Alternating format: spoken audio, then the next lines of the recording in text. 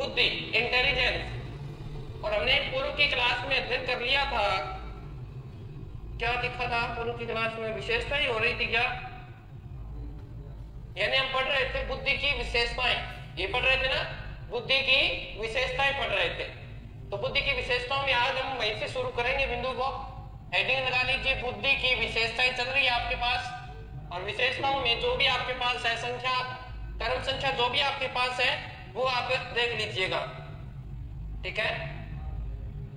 तो यहां लगाना है आपने कि बुद्धि का विकास, बुद्धि का विकास जन्म से किशोरावस्था के मध्य, किशोरावस्था के मध्य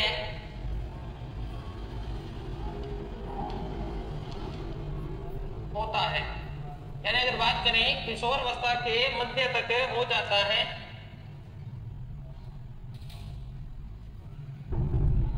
ये बात आपको समझ में आ गई। जब बालक जन्म लेता है तो बुद्धि तो होती है, परंतु उस बुद्धि का विकास कब से शुरू हो जाता है? उस बुद्धि का विकास बालक के जन्म से ही शुरू हो जाता है। बालक जन्म से ही बुद्धि के अंदर कार्य शुरू कर देता है। किशोरावस्था तक कहते हैं बुद्धि का पूर्ण विकास हो जाता है, परंतु ये तो सतत चलने वाली प्रक्रिया, नई नई चीजें हम सीखते रहते हैं, ठीक है। तो कुछ विद्वानों की जो बातें वो अपन लिख रहे हैं। बुद्धि की लंबवत वृद्धि, बुद्धि की लंबवत वृद्धि, ठीक है। बुद्धि की लंबवत वृद्धि लड़कियों में 16 वर्ष, लड़कियों में 16 वर्ष तथा लड़कों में 18 वर्ष सब है। ये सर एक बात तो बता दो, बता भाई अमन सोनी के बात पूछनी चाहिए, वर्ष तक होती है। बोलो बेटा क्या पूछना चाहते हो? जबकि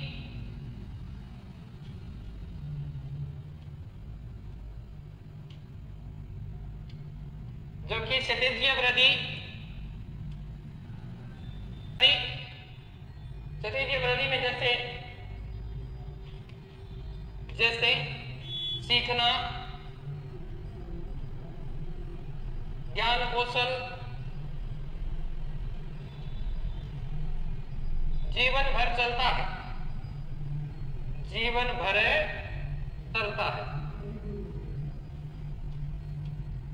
ध्यान रखना, क्षितिजीय वृद्धि है ये जीवन भर चलती है। जो लंबवत वृद्धि है वो लड़कियों में 16 वर्ष। सरसों बुद्धि पर लिंग का प्रभाव नहीं पड़ता, लिंग का प्रभाव पड़ता है, जेंडर का कोई प्रभाव नहीं पड़ता। लड़का भी बुद्धिमान हो सकता है, लड़की भी बुद्धिमान हो सकती है ना। किसी क्षेत्र में लड़की भी एक योग्यता हासिल कर सकती है तो लड़का भी योग्यता हासिल कर सकता है। नेक्स्ट आपने लिखना है बुद्धि, चलो कोई बात नहीं, अगर हो गया होगा तो कोई क्लास इधर उधर होगी, कोई दिक्कत नहीं है, कर लेंगे बात। बुद्धि लक्ष्य निर्देशित व्यवहार है, लक्ष्य निर्देशित व्यवहार है, न कि अभिप्रेरणा। चलिए अभिप्रेरित लिखा जाएगा।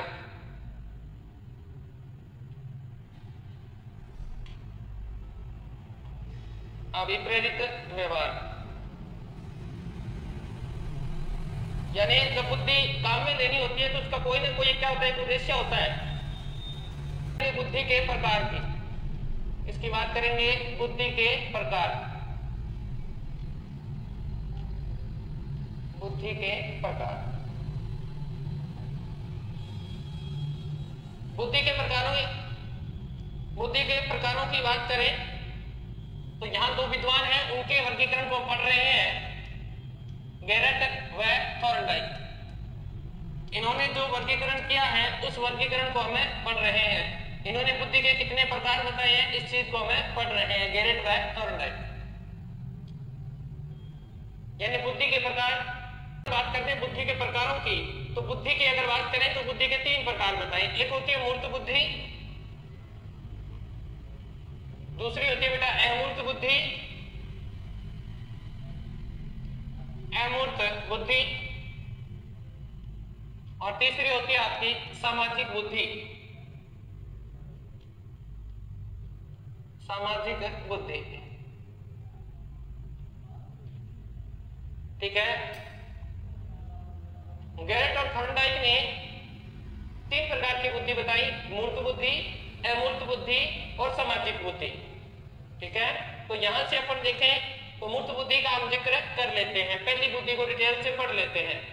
इसे मूर्त बुद्धि भी बोलते हैं, इसे यांत्रिक बुद्धि भी बोल सकते हैं, यांत्रिक बुद्धि। ठीक है ना, क्या बोल सकते हैं, यांत्रिक बुद्धि भी, और इसे ही हम बोल सकते हैं गामिक बुद्धि। अब जैसे कि इसमें जो शब्द है उन्हीं को समझो आप। एक शब्द दे दिया मूर्त, यानी मूर्त का अर्थ होता है जो वस्तु सामने हो, जो वस्तु सामने हो। समझ में आई बात? मूर्त का अर्थ होता है जो वस्तु सामने हो।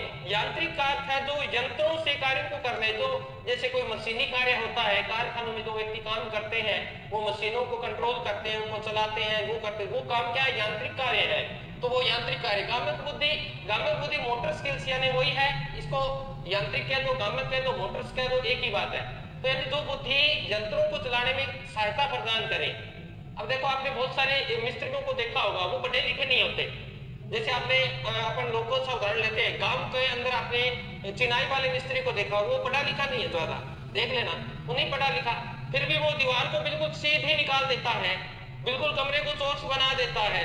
उसे यंत्र का कार्य आता है, यंत्र का मतलब से करंडी चलानी आती है, करनी जिसे बोलते हो ना, उसे उसके अंदर फीता होता है, एक उसको क्या बोलते हैं, साल होता है, वो सब चीजें चलानी आती है। यंत्रों का काम पढ़ा लिखा होना कोई आवश्यक है नहीं है, परंतु वो पढ़ा लिखा भी हो सकता है। तो ये बात आपको ध्यान रखने, तो यंत्रों की सहायता से, इंजीनियर वगैरह हैं, ये यांत्रिक बुद्धि के होते हैं, यंत्रों की सहायता से किसी कार्य को ये निपुण हो जाते हैं, पूर्ण कर लेते हैं। अब जैसे मैं हूं तो मुझे कहते कि आप एक मकान का नक्शा बना के दीजिए, मुझे तो नहीं आएगा भाई।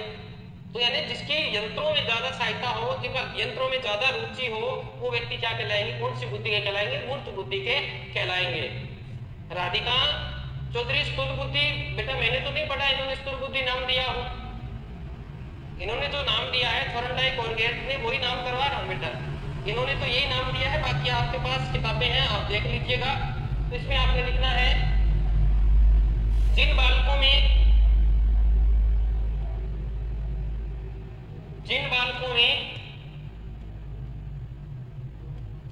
मूर्त बुद्धि अधिक होती है, जिन बालकों में मूर्त बुद्धि अधिक होती है,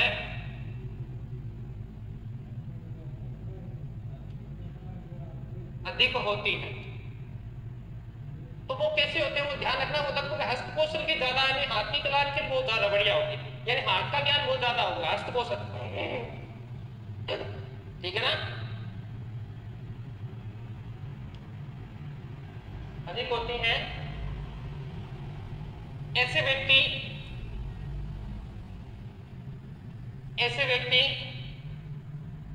मानसिक यानी मानसिक तो अपने आप ही होंगे ना, ऐसे व्यक्ति मानसिक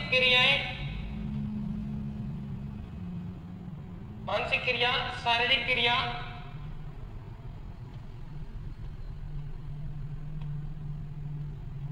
वह हस्त कौशल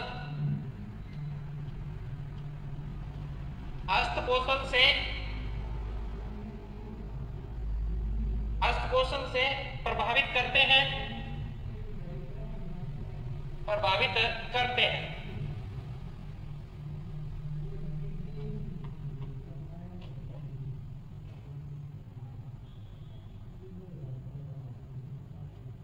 इनका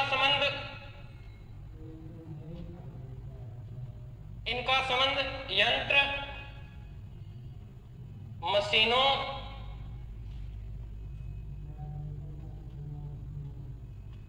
मशीनों के रखरखाव,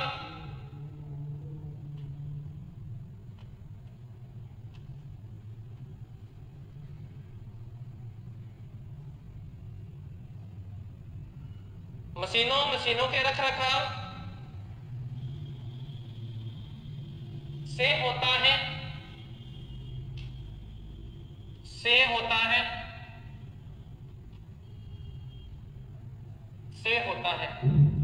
जैसे एग्जाम्पल दे रहे हैं आपको, ठीक है, तो लिख लीजिएगा, बाद में दिक्कतें आएंगी। जैसे कारीगर, कोई भी मिस्त्री है, कारीगरी बोलते हैं उसको, इंग्लिश में बोले तो मैकेनिक, है ना, मैकेनिक भी इसी में आएगा। नृतक, वादक, बजाने वाला, नाचने वाला, इंजीनियर,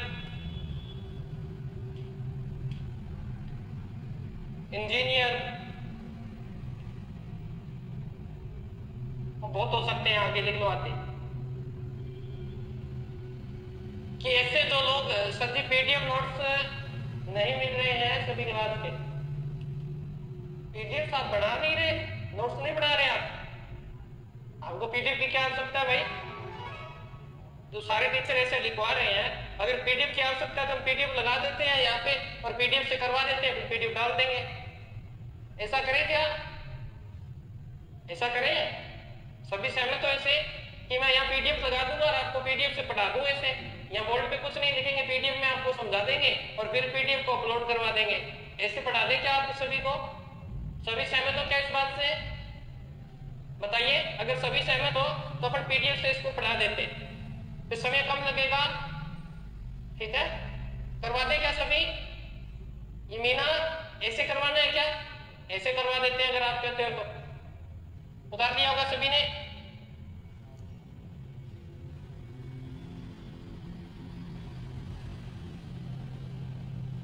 नहीं, अगर आपकी कोई इच्छा है तो बोल के बताओ ना आप कि हमें तो ऐसे पढ़ना है सर, आप ऐसे मत पढ़ाओ, हम वैसे ही पढ़ा देंगे। हमें तो आपकी आवश्यकता के अनुसार चलना है, जैसा आपको अच्छा लगता है वैसे ही पढ़ा देंगे हम।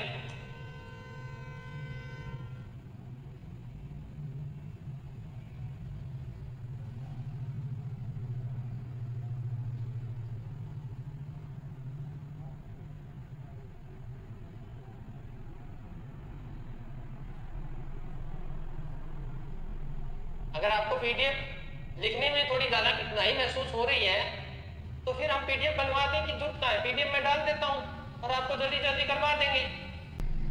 हम एमूट की बात कर रहे हैं। एमूट का अर्थ होता है जो वस्तु सामने नहीं है।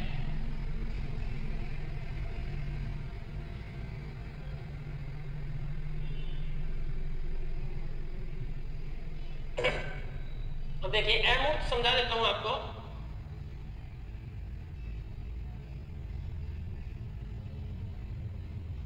एमूट का अर्थ होता है जो वस्तु सामने नहीं होती। सभी का अगर मैं देखूं, सभी के कमेंट आ रहे हैं मेरे सामने, सभी कह रही कि सर आप जैसा पढ़ा रहे हो ना वैसे ही पढ़ाइए, हमें ऐसे ही पढ़ना अच्छा लगता है की बात है करते। तो एमूर्त बुद्धि वो होती है जो दिखाई नहीं देती, जो वस्तु दिखाई नहीं देती, हम उसके बारे में सोचते हैं, चिंतन करते हैं, विचार करते हैं, ये सब चीजें क्या है? अमूर्त है। जैसे मैंने आपको कहा कि ये जैसे ये पंखा चल रहा है, मैंने कहा ये पंखा है, ये मूर्त वस्तु है, ये कैसे चल रहा है? ये अमूर्त है। ये क्या है? अमूर्त है। इसकी क्रिया को समझना क्या है? अमूर्त है। दिखाई दे रहा है कि इसके अंदर कोई आदमी बैठा है क्या जो घुमा रहा है? गुरुजी लाइट से चल रहा है, गुरुजी ये लाइट से चल रहा है, तो लाइट से तो भाई मैं लाइट तेरे में लगा देता हूं, तो उसकी तरह घूमने लग जाएगा क्या? अब इसमें आपने लिखना है अमूर्त बुद्धि में, इसमें आपने लिखे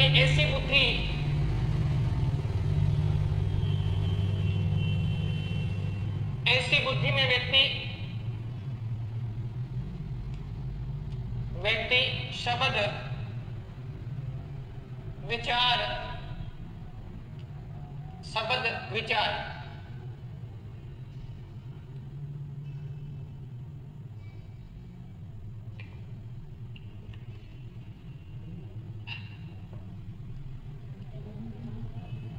विचार कल्पना करते हो जब आपके सामने कोई वस्तु होती है क्या नहीं होती? कल्पना का अर्थ क्या आप सोच रहे हो? कल्पना हमेशा क्या होती है? अमूर्त होती है। विचार जो आ रहा है माइंड में वो क्या है? अमूर्त तो है। और शब्द का अर्थ क्या है? शब्द प्रतीक लिखना था, बोलिए क्या? शब्द है प्रतीक। शब्द प्रतीक, यानी कोई भी शब्द प्रतीक दे दिया, ठीक है ना, तो शब्द प्रतीक के बारे में देखते हैं। शब्द प्रतीक का अर्थ है, जैसे अगर बात करें, आपने बहुत सारे शब्दों को देखा होगा, जैसे अगर बात करें, ये दे दिया एसटी दे दिया आपको ऐसे। अब ये एसटी है, इसको आप सोच रहे हो यार ये शब्द क्या हो सकता है, एसटी का अर्थ क्या हो सकता है, तो स्टॉप हो सकता है, यानी आपकी बुद्धि कह रही है स्टॉप हो सकता है, स्टेबल हो सकता है, जो आपकी बुद्धि कह रही है वो आपकी बुद्धि के अनुसार है। तो ये क्या है, परंतु सामने तो नहीं था, आप तुक्का लगा रहे हो, सोचने की क्रिया कर बता दी, क्या है, अमूर्त चिंतन है। तो इसमें हो गया ऐसी बुद्धि में व्यक्ति शब्द प्रतीक, विचार, कल्पना तथा अन्य अमूर्त वस्तुओं, अन्य अमूर्त चीजों या वस्तुओं, ठीक है, के सहारे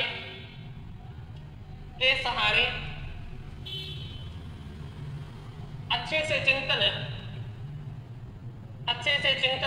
कर लेता है, चिंतन कर लेता है, ठीक है। ऐसी बुद्धि में व्यक्ति शब्द, विचार, कल्पना तथा अमूर्त चीजों के सारे अच्छे से चिंतन कर लेता है। इसमें लिखा है इस बुद्धि के व्यक्ति मानसिक क्रिया द्वारा दूसरों को प्रभावित करते हैं,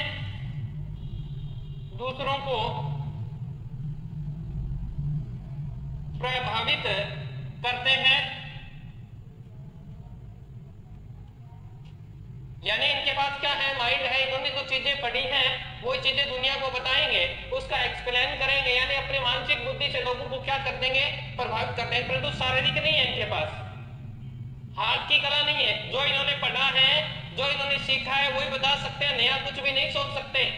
तो ध्यान रखना वो क्या है, अमूर्त है।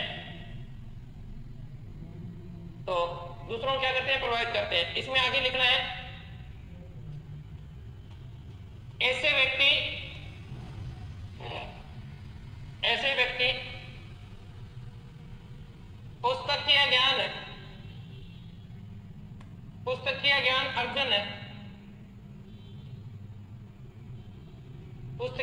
अर्जन करने में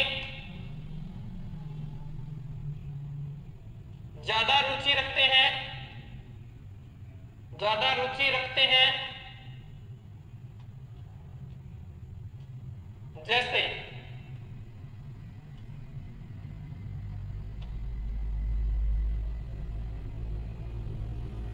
ऐसे व्यक्ति कौन कौन, हाँ ये देखो आगे ना अपने आप बताने लग जाते हैं बच्चे, जब उनके समझ में आ जाए ना बात। वकील जो होता है ना उसके पास मानसिक बुद्धि, पत्रकार यही होता है, दार्शनिक यही होता है, शिक्षक इसी श्रेणी में आता है अमूर्त में। अमूर्त बुद्धि के धनी होते हैं ये लोग, वकील, पत्रकार, दार्शनिक, शिक्षक, डॉक्टर आदि। अब डॉक्टर को, जैसे डॉक्टर ने बुखार का मरीज है तो उसे बुखार वाली दवाई देनी पड़ेगी, जो उसने पढ़ा है वो लिख के देना पड़ेगा। अब ऐसा थोड़ी है कि वो नहीं खोज करके ये मिला के ये दे दो और ये सही हो जाएगा, नहीं। शिक्षक है, जो मैंने पढ़ा है उसको मैं एक्सप्लेन कर सकता हूँ, ये मेरी अमूर्त बुद्धि है। हाँ, लेखक कभी इसी में आते हैं बेटा, रचना, रजनी, सुमन, सुनील बता दिए ना, उत्तम सिंह बता दिए बेटा आपको, फिर बार बार क्यों लिख रहे हो, लिख देता हूं, आपका दिल खुश हो जाना चाहिए। चित्रकार, साहित्यकार, बस कुछ साहित्यकार में सारे ही आ गए आपके। शिक्षक में अध्यापक आ गया सुमन बेटा। चित्रकार भी इसी श्रेणी का होता है, चित्रकार भी देखो, चित्रकार तो मूर्त बुद्धि का होता है। तो कल्पना जो करता है, कल्पना क्या दिख रहा है, सृजनात्मक बुद्धि इसी में आएगी क्या सर? सर मेरे पापा वकील है, बहुत बढ़िया बात है, आज तो आपके पापा वकील है। तो सर शिक्षक सामाजिक बुद्धि में आता है, वाह पूजा जी, आपका बहुत बहुत धन्यवाद कि आपने मुझे बताया कि वो सामाजिक बुद्धि के अंतर्गत आता है। तो किसके वर्गीकरण के हिसाब से आता है ये भी बता दीजिए थोड़ा सा। अगर थॉर्नडाइक और गेरेट के वर्गीकरण के हिसाब से इसमें आता है तो फिर तो मैंने गलत करवा दिया। मैंने क्या कहा है कि हम वही पढ़ें जो किताबों में लिखा है। सिलेक्शन हमारी किताबें करवाएंगी और किताबों में शिक्षक को अमूर्त बुद्धि में ही गिना जाता है। आपको अमूर्त बुद्धि में ही पढ़ना है, आप अपने पास से ज्ञान न फैले, ठीक है, तभी हमारा सिलेक्शन नहीं होता। हम इतनी दूर इसीलिए रह जाते हैं। जैसा किताबों, मैंने पहले दिन कहा था कि साइकोलॉजी में अपने पास से कुछ नहीं करवाऊंगा, जैसा किताबों में दिया है वैसा ही पढ़ना पड़ेगा। आप अपने पास से एक्स्ट्रा दिमाग नहीं लगाएंगे। सामाजिक बुद्धि का अर्थ मैं अभी बता दूंगा, समाज के अनुसार कार्य करना, परंतु एक अध्यापक समाज के अनुसार कार्य नहीं कर सकता। समाज में तो ये कहा गया है कि बेटी की उम्र 18 वर्ष होते ही शादी कर देनी चाहिए। क्या समाज मानता है? मानता है इस बात को, परंतु समाज तो 16 साल की बेटी की भी शादी कर रहा है। समाज में तो ये कहा गया है कि एक पर्दा प्रथा है वो भी चलनी चाहिए। क्या अध्यापक कहता है पर्दा प्रथा होनी चाहिए?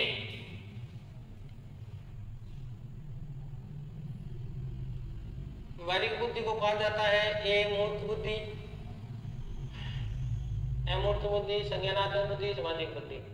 फिर इसको समझा, अभी आपका प्रश्न क्लियर हो जाएगा। अभी मैंने सिर्फ 2 प्रकार करवाए। अभी मैं आपकी बात को स्पष्ट कर रहा था कि समाज के अंदर बहुत सारी कुरीतियां हैं, ठीक है। आप कह रहे हो कि सामाजिक बुद्धि, एक शिक्षक के अंदर सामाजिक बुद्धि है तो शिक्षक समाज के अंदर तो ये भी चलता है कि समाज के अंदर कहते हैं कि पर्दा प्रथा होनी चाहिए और अध्यापक तो कहते हैं पर्दा प्रथा नहीं होनी चाहिए। फिर समाज के हिसाब से कार्य करें तो नहीं, जो नियम कायदे कानूनों में बनकर काम करेगा और जो उसने पढ़ा है वो ही बताएगा।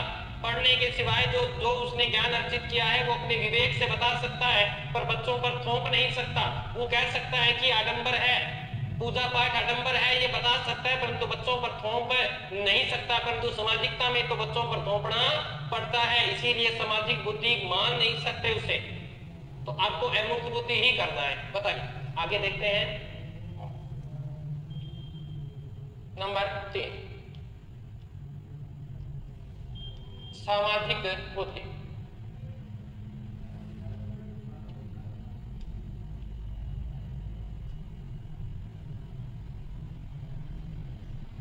अभी बिल पास नहीं हुआ है, अभी बिल पास नहीं हुआ है सुमन, आप कैसे कह सकते हो कि 21 वर्ष हो गई है? नहीं हुआ है अभी बिल पास होगा, उसके बाद में 21 होगा। अभी उन्होंने रखा है, वो पास होगा, फिर कानून बनेगा, फिर बाद की बातें हैं, ठीक है। तो अभी पास नहीं हुआ है, जब पास हो जाएगा तब की तब देखेंगे। तो इसमें आपने सामाजिक बुद्धि में लिखना है इस, हाँ हुक्म सिंह बिल्कुल राइट हो बेटा। इस बुद्धि के व्यक्ति, इस बुद्धि के व्यक्ति यानी सामाजिक बुद्धि का अर्थ है कि इस तरह के जो बुद्धि के व्यक्ति होते हैं सामाजिक प्रभाव दबाव रखने वाले, ये प्रभुत्व रखना चाहते हैं, अपना दबाव रखना चाहते हैं। और अध्यापक कभी भी दबाव नहीं रखना चाहता समाज पर, ठीक है ना, कभी भी दबाव नहीं रखना चाहता। व्यक्ति में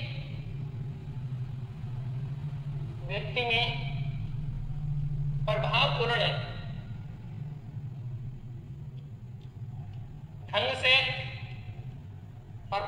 ढंग से व्यवहार है। इस बुद्धि के व्यक्ति में प्रभावपूर्ण ढंग से व्यवहार करने की क्षमता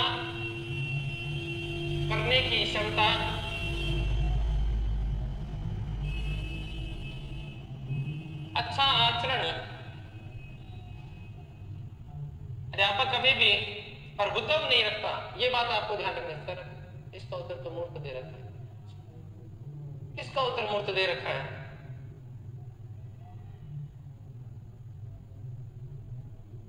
इस बुद्धि के व्यक्ति में प्रभावपूर्ण ढंग से व्यवहार करने की क्षमता, अच्छा आचरण करने की क्षमता, अच्छा आचरण करने की क्षमता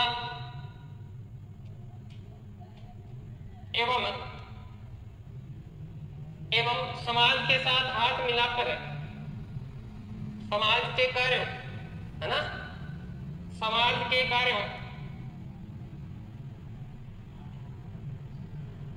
में हाथ बंटवार कर, यानी कोई भी सामाजिक कार्य है उसमें आप उसकी हेल्प करते हैं, ठीक है ना। हाथ बंटवा कर कार्य करने की क्षमता होती है, कार्य करने की क्षमता होती है, करने की क्षमता होती है।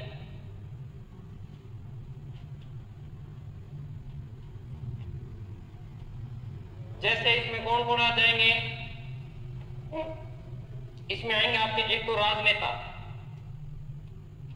ठीक है, अपना स्वार्थ देखते हैं। व्यवसायी यानी कोई भी दुकानदार, बनिया, उद्योगपति, वो इसी के अंतर्गत आता है। और एक आएगा आपके पास सामाजिक कार्यकर्ता, सामाजिक कार्यकर्ता।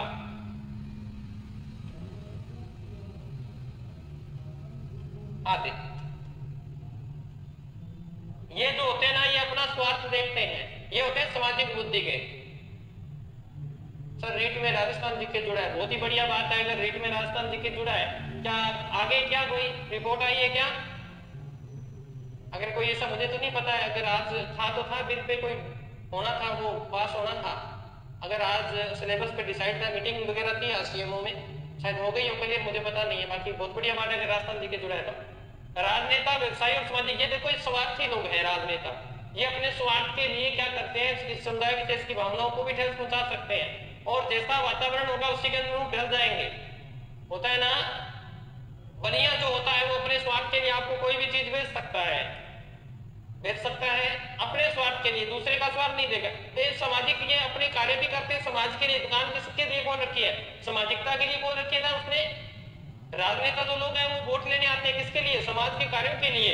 सामाजिक कार्यकर्ता होते हैं, जैसे गौशाला वगैरह में जो सेवा करते हैं, उनका अलग उद्देश्य होता है। परंतु ध्यान रखना, ये जो लोग होते हैं सामाजिक कार्यकर्ता छोड़कर, इन दोनों का मुख्य उद्देश्य व्यवसाय से लाभ कमाना है अपना, है ना। तो यहाँ दोनों की सोच अलग होती है। अब आपके प्रश्नों को आ जाते हैं कि तीनों प्रकार की जो बुद्धि करवाई है, इनमें कहाँ दिक्कत आ रही है। अब आपका प्रश्न दीजिए मेरे को, क्या प्रश्न था आपका? अभी देख लेते हैं आपके प्रश्न को। क्या प्रश्न था भाई? व्यवहारिक बुद्धि को कहा जाता है। अब खुद बताइए कि जहां व्यवहार काम में आ रहा है, मैं यहां से आपको दिखाता हूं। आपका प्रश्न आपके पास था, आपने गलत मूर्त बुद्धि, यांत्रिक बुद्धि का, यानी जो वस्तु सामने होगी और सामने होते ही आप कार्य करना प्रारंभ कर देंगे, अर्थात अपने व्यवहार में ले आएंगे जिसमें किसी चीज की आवश्यकता नहीं होती। जहां व्यवहार सबसे ज्यादा काम है, जैसे कारीगर होता है, मैकेनिक होता है, नृत्यक होता है, वादक होता है, इंजीनियर होता है, या आदि। तो यहाँ मूर्त बुद्धि हो जाएगी भाई, यहाँ मूर्त बुद्धि हो जाएगी, यहाँ मूर्त बुद्धि। तो ये तो दिख ही रहा है, यहाँ व्यवहार सबसे ज्यादा काम में आ रहा है कि नहीं आ रहा है? आप खुद बता दो। मानसिक क्रिया, शारीरिक क्रिया, अष्ट कौशल, तीनों चीजें आ रही है, तो व्यवहार अपने आप ऑटोमेटिक ही सामने आ रहा है, तो हम इसे व्यवहारिक बुद्धि कह सकते हैं। कहां दिक्कत आ रही है? और बताइए, कोई प्रश्न आपका? जब कंसेप्ट क्लियर होता है उसके बाद में ही प्रश्न पूछने चाहिए आपको।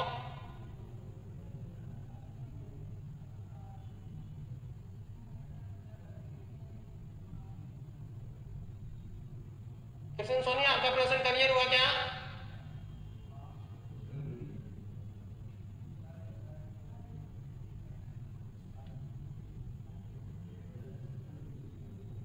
चलिए, यहां किसी को दिक्कत हो इसमें, इस टॉपिक में कोई दिक्कत हो तो बता दीजिए, फिर आगे चलते हैं। नेक्स्ट हम पढ़ने जा रहे हैं बुद्धि के सिद्धांत के उपागम, अप्रोच। बुद्धि के सिद्धांत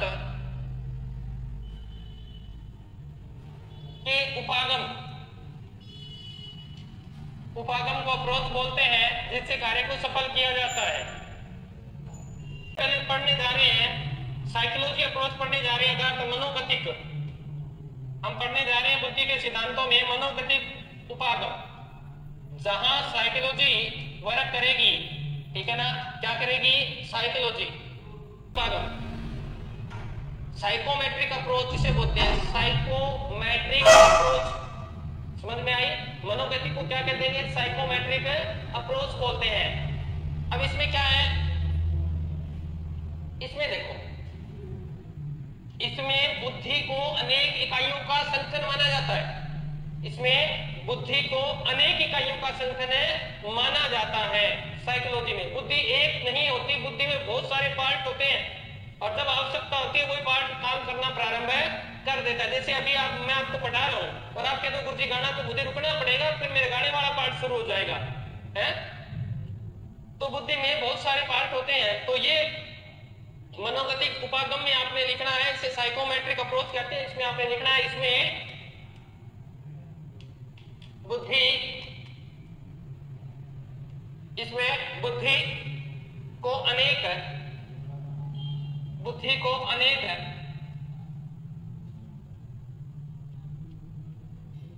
योग्यताओं का संगठन माना जाता है। अनेक योग्यताओं का संगठन माना जाता है। ओके, अब यहां कौन कौन से सिद्धांत आएंगे वो लिख लीजिए। यहां आ जाएगा बीने का सिद्धांत,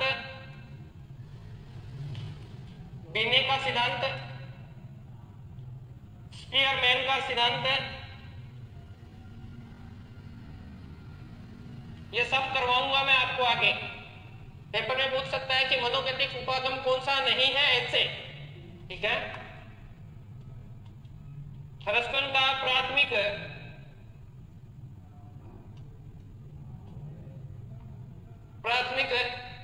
मानसिक योग्यता सिद्धांत, ठीक है, प्राथमिक मानसिक योग्यता सिद्धांत,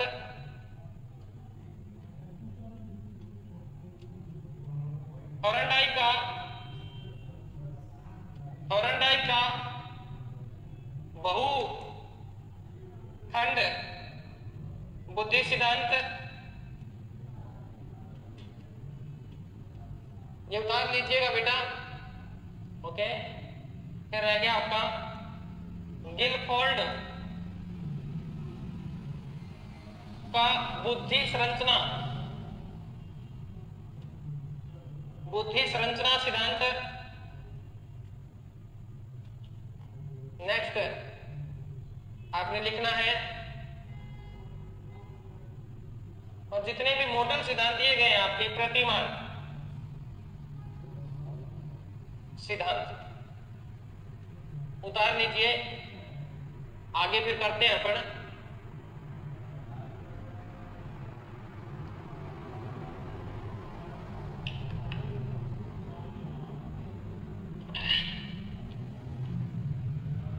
नेक्स्ट जो इसका इसी का दूसरा प्रकार उपागम में, जैसे इंफॉर्मेशन जो होती है, सूचना प्रोसेसिंग अप्रोच, सूचना प्रक्रम उपागम दूसरा प्रकार होता है इसका बुद्धि के सिद्धांतों में। ओके, उतार दिया होगा आपने।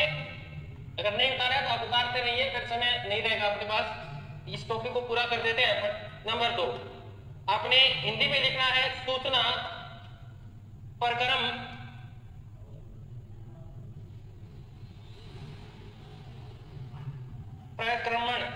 उपागम। सूचना को इंफॉर्मेशन बोलते हैं, प्रक्रम को प्रोसेसिंग बोलते हैं और उपागम को अप्रोच बोलते हैं। तो लिख लेना आप इसको, ठीक है। इंफॉर्मेशन, प्रक्रम को प्रोसेसिंग, उपागम को अप्रोच।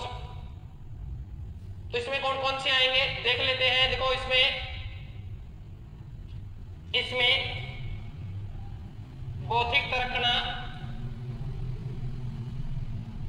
बौद्धिक तर्कना, रीजनिंग जिसे बोलते हैं ना, सोचने समझने वाले, ठीक है, उनको बोलते हैं तर्कना। वह समस्या, यानी जब समस्या आएगी तो व्यक्ति इसमें क्या करेगा, अपने संज्ञान क्रियाओं का प्रयोग करेगा। समस्या में व्यक्ति के द्वारा उपयोग की जाने वाली संज्ञानात्मक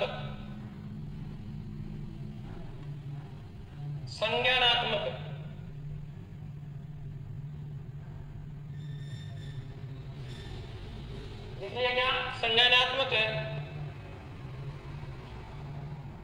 प्रक्रियाओं के अध्ययन पर बल दिया जाता है,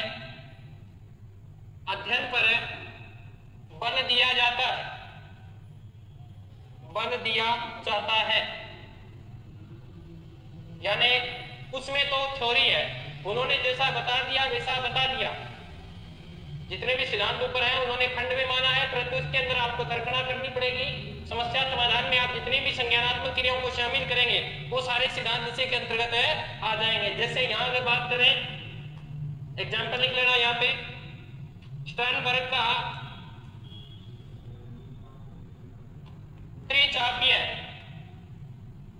त्रिचापीय बुद्धि सिद्धांत, ये सारे सिद्धांत आगे हम पढ़ेंगे, बुद्धि सिद्धांत। फिर और बात करें तो पास मॉडल इसी के अंतर्गत आता है, कौन सा, PASS, ठीक है, ये पास मॉडल भी इसी के अंतर्गत आएगा। तो इसमें से लिखना बुद्धि का पास मॉडल।